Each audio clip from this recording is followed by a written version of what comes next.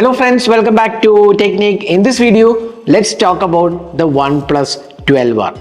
Now, why talk about the OnePlus 12R in 2025? This device was launched in Jan 2024 as a really premium flagship-like experience at a much lower price segment of 39,999.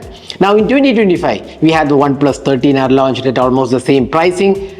So what is so special about the OnePlus 12R in 2025? That's the question a lot of you might be thinking right now. But now the device is priced just 29,999. That's almost 10K price cut in almost a year. And this is now available. The 8256 variant is available for 29,999, including card offers. So that's a really great mouth-watering pricing for a flagship like experience. So is it really worth buying? That's what we're going to talk about in this video. So before getting into the video, if this is your first time on this channel, do hit that subscribe button and also hit the bell icon to get notified of all the videos we publish.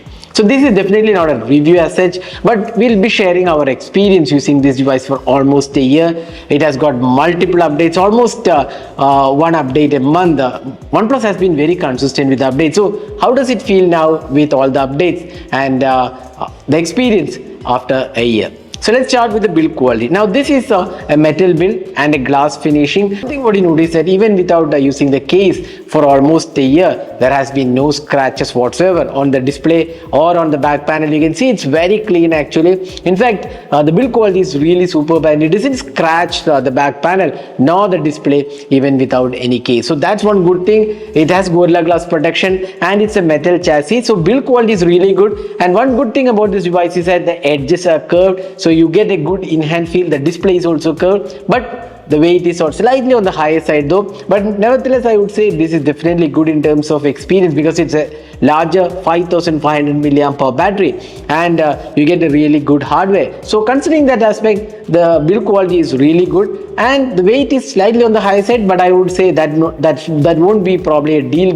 breaker. So overall, I would say the device definitely looks premium, especially this camera ring which is integrated neatly, and material quality also looks really good. So overall, I would say it's a glossy finish by the way, so it can attract a lot of fingerprints, but otherwise this is a solid build quality. So even after a year of usage without any case or a screen guard, it has not picked up any sort of scratches. That's a good thing, and even the edges looks very firm and no damage whatsoever on this device. So that's one of the good things. It's a really solid build quality. So next, let's talk about the display. Now this is a really good display out there. It's a Pro XDR AMOLED display with 120Hz refresh rate. It's a 1.5K panel and you get really great support for HDR10 plus 10-bit panel. The sRGB values, everything looks really good, and the outdoor visibility is also really nice. So colors are really rich and popping out type of colors on the display. So it's really good for multimedia experience.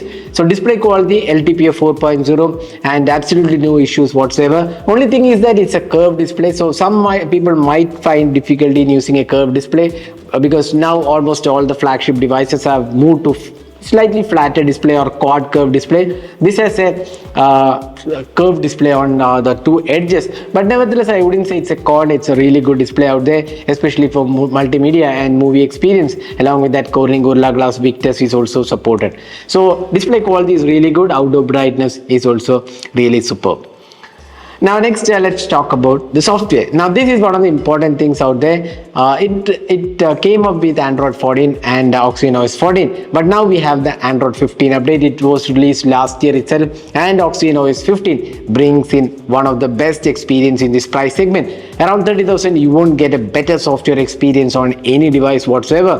This is very smooth. The animations are really smooth. Whole lot of features offered with AI tools are also offered with the OS 15. So that is one thing that I'm really impressed, the monthly updates and patch cycle. Along with that, the update cycle for this device, the Android 15 was rolled out on a really good quick time. So those things makes the device really worth considering even now. Even though one update cycle has already completed, I would say still it's worth buying because the OS 15 is one of the best experience in this price segment. Next, moving on to the performance. Now this is powered by the Snapdragon 8 Gen 2 with LPDDR5X RAM and UFS 3.1. Now one of the things what was missing while it was launched was UFS 4.0, because At 40,000 price segment, we expected UFS 4.0, but it came with only UFS 3.1. That's not a major con, although it did come with the Snapdragon 8 Gen 2, one of the really powerful devices in this price segment, offering almost like 15 lakh Antutu score,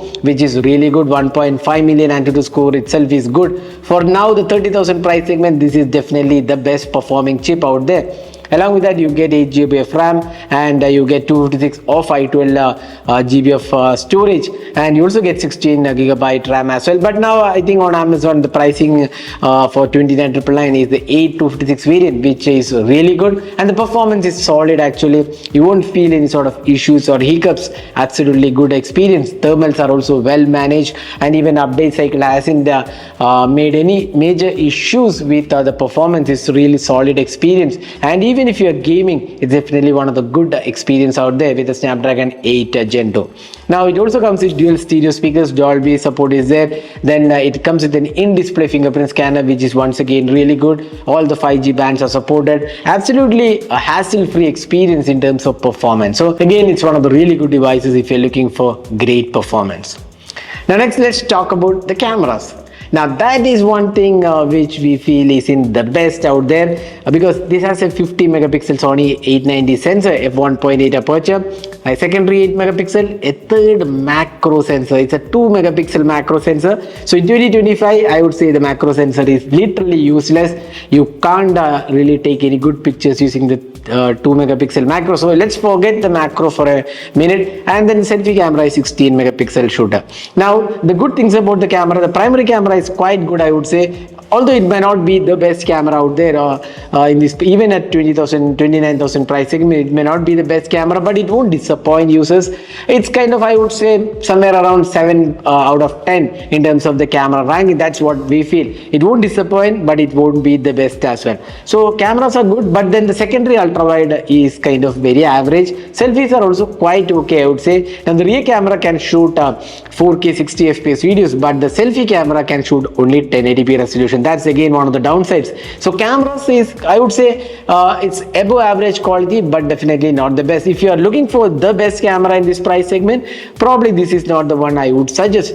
But if you are looking for casual shooting, then the OnePlus 12R is definitely good in terms of the camera experience. So we have already shared some camera samples. So what do you guys think about the cameras? Do let us know your thoughts in the comment section. And if you are already a OnePlus 12R user, do let us know what do you think about the experience on your device.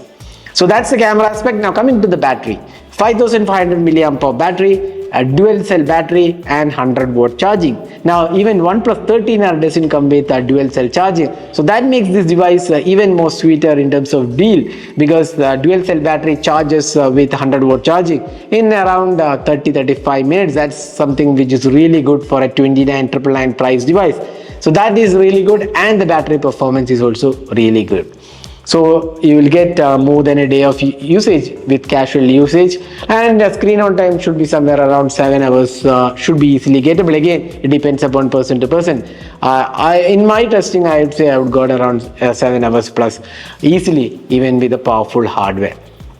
So that is the 1 year experience of the OnePlus 12R. Now the update cycle has been really good, then the display has been really good, build quality is superb actually, and the performance, there has been no downgrade in terms of performance. It still feels really good in terms of performance, extremely snappy performance. Cameras are kind of average, I would say. That's the only sore point in this device. Although I would say the cameras are kind of average, but they're not really bad actually. For casual shooters, this camera should be okay, but if you are looking for a camera-centric device, then only this might not make that much sense. But at 29,999, including card offers of 3,000 rupees, this is a stellar deal, I would say. If you are looking for a performance-oriented device with great hardware, look no further. The OnePlus 12R with all this great hardware coming at 29,999 is a great deal. So head over to Amazon. We have the link in the description of this video. Do check out that link. You will be able to get the OnePlus 12R at 29,999 including card offers. So that was my experience with the OnePlus 12R, almost a year of usage. So it's a really good device, I would say, and a good recommendation at the 30,000 price segment. So that's it for this video. This is Nirmal signing off. Thanks for watching. Hope to see you in our next video. Have a great day.